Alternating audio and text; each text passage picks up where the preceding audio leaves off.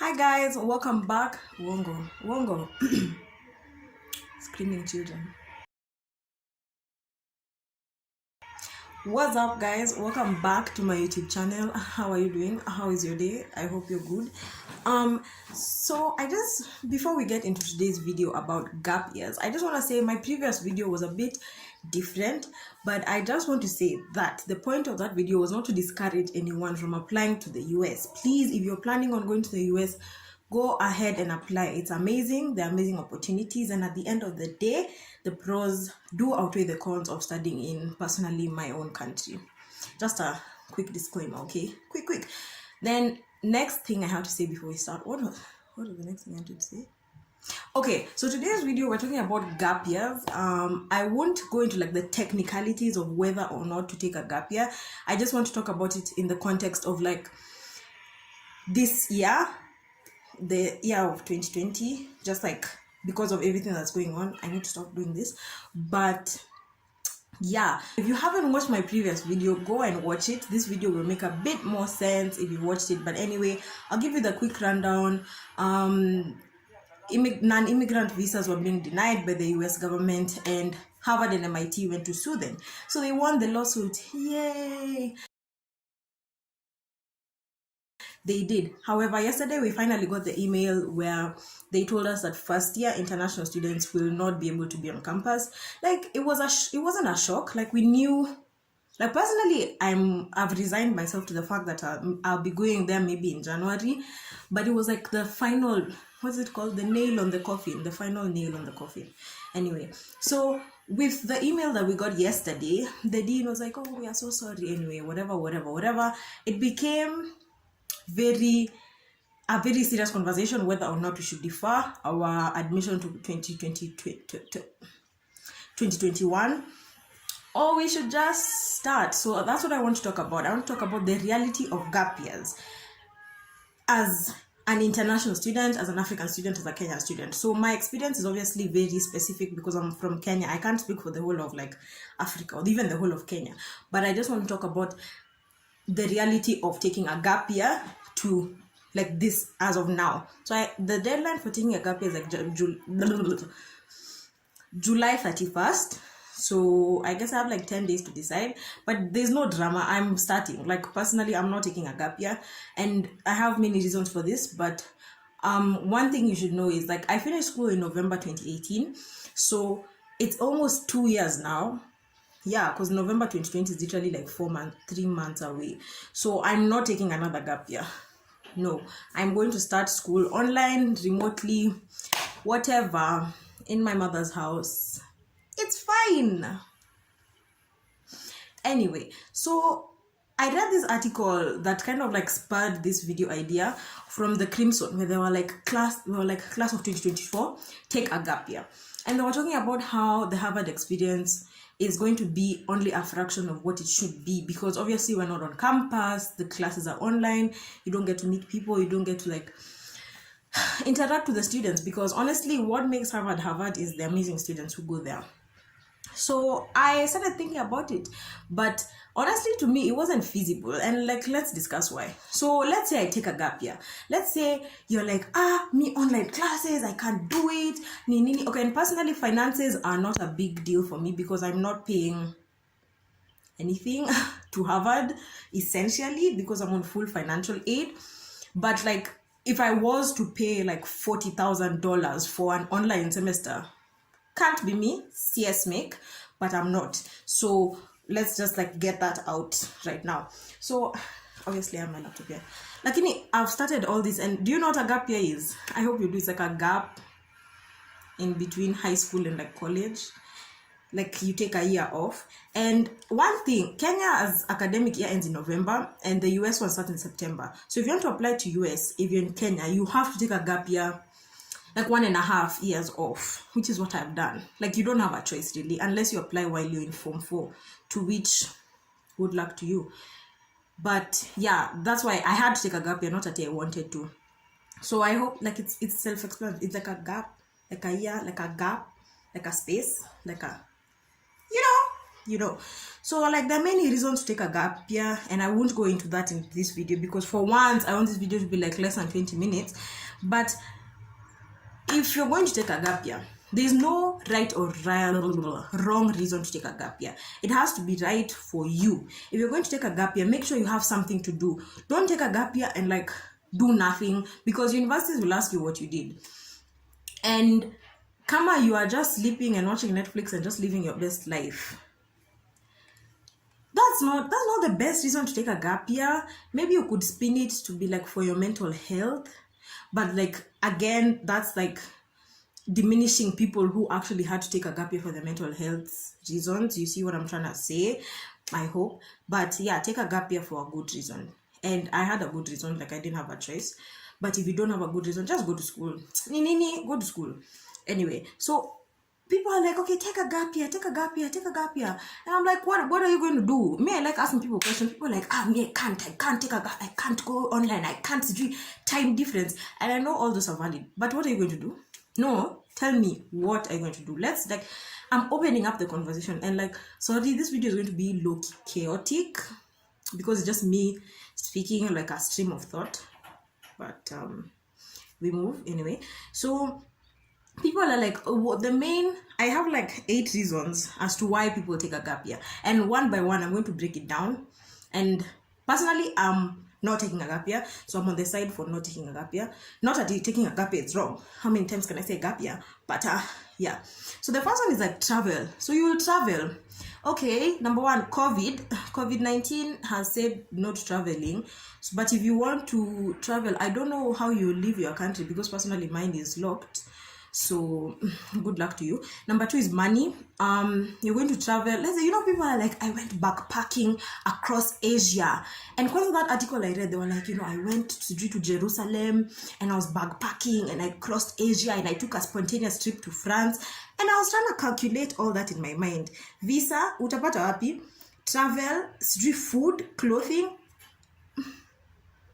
Pardon? If you have the money, go ahead. But I like to think that average students don't. Yeah. So, and anyway, COVID is here. So where are you traveling to? Number 2, volunteer and community service. Yes, you can do volunteer work. Yes, you can do community service. Number 1 problem, again, COVID. Where are you going to volunteer? Offices are closed. Let's say, unless you have a very specific skill set, it's going to be hard to find volunteer work right now. And I know, because I've tried looking for volunteer work during COVID times. Unless you have like medical specialties or like NGO special, like you studied like NGO work, it's going to be difficult. I'm not saying it's impossible, but it will be difficult. And then there's most people who take a gap year to do volunteer work like to do it in a different country. Like last year, I was looking for like a volunteer opportunity like Brazil, in like Peru, in like where, go to the beach. And not that you don't want to help your own country, but like the sun is fading in and out, clouds I guess, but sorry. But like COVID again, you can't volunteer anywhere else except your own country. So, and again, volunteer work actually takes money. Like when I was looking for like abroad volunteer opportunities, I was looking at websites like IVHQ, and it's like $400 a week to volunteer. So I'm like, I pay to help people, but like, and I get why you need to pay for like your ticket and your food and your security and your health and your whatever and insurance, but it costs a lot of money. $400 a week. Hey, nani, me, I don't have that money. Number 3, get a job. Realistically, we are in an economic depression. If someone who has gone to university, has a bachelor's, even a master's, is losing their job, is becoming redundant, you as an 18, 19, 17, 20-year-old are going to get a job. Let's be realistic here. I'm very pragmatic. I'm just saying, realistically, you're not going to get a job unless you have connections, unless it's like in a family business or like family contact. You're not going to get a job. And the other side of this is like start your own business, start a hustle. like selling clothes. I know right now something that's booming is selling clothes on like Instagram. Like you go to Gikomba, you dig through the bales and then you sell it on Instagram. That's fine, that could work. But are you going to do that for the next 365 days? Are you committed to running a business for the next 365 days? And if you are, that's great. That's amazing. You'll actually make a big profit, because I know someone who does that and the profit margins are quite large, because literally you're buying a top at 50 bob, then you sell it on Instagram for 500. Whoa. And then let's say you pay for like, you don't even pay for delivery. All you're paying for is like your time, your energy to like take pictures and the actual clothes. And then your profit is literally not being kulwad by anyone else, just you. Oh, okay, let's say you pay for like travel, like a matatu to and from Gikomba, even though profit margins are huge. So starting a business is like, that's a viable option. That one is true. That's a valid reason that if I had the guts to do that, I would, but I don't. So I shan't, that's I can't. Then next is learning a new skill. Hey, I think this is just the Africanness in me speaking. Yani, I tell my parents, Mom, Dad, I'm not going to school for a year. I want to learn Spanish. What? No. Please, you can take a Spanish course in school. You want to learn an instrument, learn it. Learning an instrument is not something you do 24 hours a day, unless you're aiming to become the next Yo-Yo Ma. But, who, by the way, went to Harvard, so... Wow. But you can learn an instrument and take classes at the same time. Like, honestly, let's be realistic. Let's say you want to pursue your art. You're an artist. I'm pretty sure you can balance school and artwork, because I know someone who is doing it. There are many people who are doing it. Not as to say everyone is the same. This video has so many disclaimers because it's hard to generalize something that's so specific. But I hope you understand what I'm saying. Most of these things, like learning a new skill, learning a new language, learning to code, learning to like garden, learning to drive, learning to skate, learning to all those things, you can learn at the same time as you are in school. Do you get what I'm trying to say? I hope. Then next, what did I have here? Oh, tutoring. I worked as a tutor. I interned as a tutor for like a company. Number one problem, schools are closed. Who are you tutoring? Number two, that's it. Schools are closed. You are tutoring who? And unless you find like a company that's doing like a company, yeah, it's going to be difficult. Not impossible, but difficult. Just saying. The next is academic research. And literally here in my notes, I've written in Kenya, LMAO, because I don't think Kenyans knew what research is once COVID started, because they're like, research for the vaccine, and Kenyans are like, oh, okay, research, you know. And there's this hilarious meme so I think I'll look for it and put it somewhere. I died. It's like Quavo like looking into a microscope or something. So funny. Anyway, yeah, research in Kenya is done by like PhDs, and even those PhDs, they ask people to do it for them. That's not a thing in my country. If it's in your country, thank God you do. Because like even when I was doing my college jobs, people would be like, I did research in a laboratory about cancer stem. I speak so hard. About cancer cells. And I'm like, what's research? What's that? Anyway, if you can do academic research, that's very impressive. You should do it. If you cannot do it at the same time as school, you should. But yeah, I don't know what to say about that, because I have no experience whatsoever in my country. We don't do that here. And then the next one is cultural immersion programs. Those are the ones for like you go to like Singapore and stay there and like learn about their culture and do, what's the study of cultures? Is it anthropology or sociology?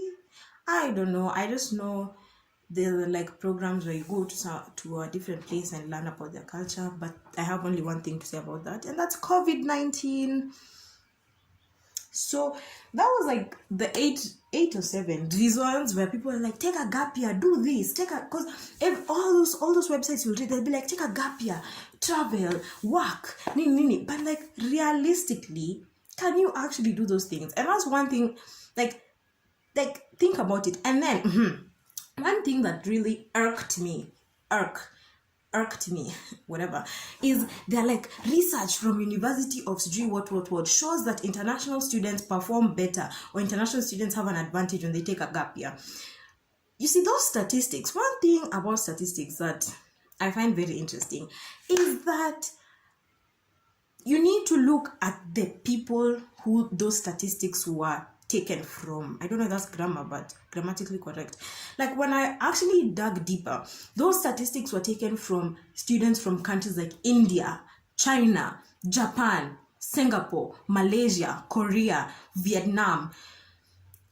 Countries where international students are hundreds of thousands of them, almost even millions. I guess Chinese international students are in the millions. So their system and our systems are so different. And me sitting in Nairobi in Kenya, having gone through my car 844, if I sit down and tell myself, oh yeah, they perform better, so I should take a gap year. No. The people, if they did a survey in your area of your demographic, that's the word, demographic, yeah, then you can apply the findings of those statistics. So don't be told that students perform better. It's better. A survey found that it's better for you to take a gap year than go to school. Please don't, unless that survey was specifically done in your demographic of students, don't listen to those surveys. Leave them, okay? So be very careful. And a lot of people get like tricked by statistics and like caught, I guess. So if it's not what am I trying to say? I don't know. Nimeongea sana. What am I trying to say? Yes. Anytime you find statistics like that, take them with a grain of salt. Find out which demographic they're for, if you fit the criteria of that demographic or not. And if you don't, then obviously the findings of that survey, of that analysis, of that experiment do not apply to you. Oh, another yamwisho. A lot of students say that they're going to take a gap year. No, they're going to do like class of like my friends who are in Kenya and in Africa who have to take online classes are like, I will defer to next year and then take classes at a local university for now. And my question is, what? You are going to pay money to University of Nairobi or JKUAT to take classes that fact is are quite mediocre. Don't come for me, okay? But I've witnessed online classes at like UN. Like, I have a friend, and to go serious, okay, it's quite mediocre. And whatever you're going to learn in UN, if you like, let's say you're doing med. Yeah, let's say you're doing med, and in US you're doing pre-med. So you're taking like a biology class, an organic chemistry class, a chemistry class, and like a math class. Why take them in Kenya? And you're going to take the same thing in US. It's not until you've applied as a transfer student. It's not until the credits in UN. Does UN have credits? I don't know. It's not that the credits you get in UN are going to be transferred to a university in the US. So why are you wasting your time, energy, and money? Please, let's think about finances, because money is important, my friend. And if you just stay home, you're spending money. Like, you're spending your parents' money and you're not contributing, because that's how it should be. You go to school, you're contributing with your education, they are paying for you. So if your job is just to spend money and you're not in school, what are you doing at home? Like, for me, yeah, this is very personal, okay? For me, it doesn't make sense to defer for a year and do nothing. Like, I do have a couple of projects, but it's not worth it. And I have 3 more years to live my best life at Harvard, okay? I can even maybe stretch it to 4 years, take like a semester abroad in 2023 when things are a bit better, and just live your best life. You have all those years. Why are you in a hurry to make decisions that are not the best? Yeah. And I think now I need to end this video because I've spoken enough. I hope you guys enjoyed it. How do I usually end my videos? I don't remember. But don't forget to subscribe to this channel, okay? Subscribe, like it, comment down below, okay? Ask any questions you have. What videos would you like me to do? And yeah, thank you guys for watching. See you in the next video. Okay, thanks. Bye.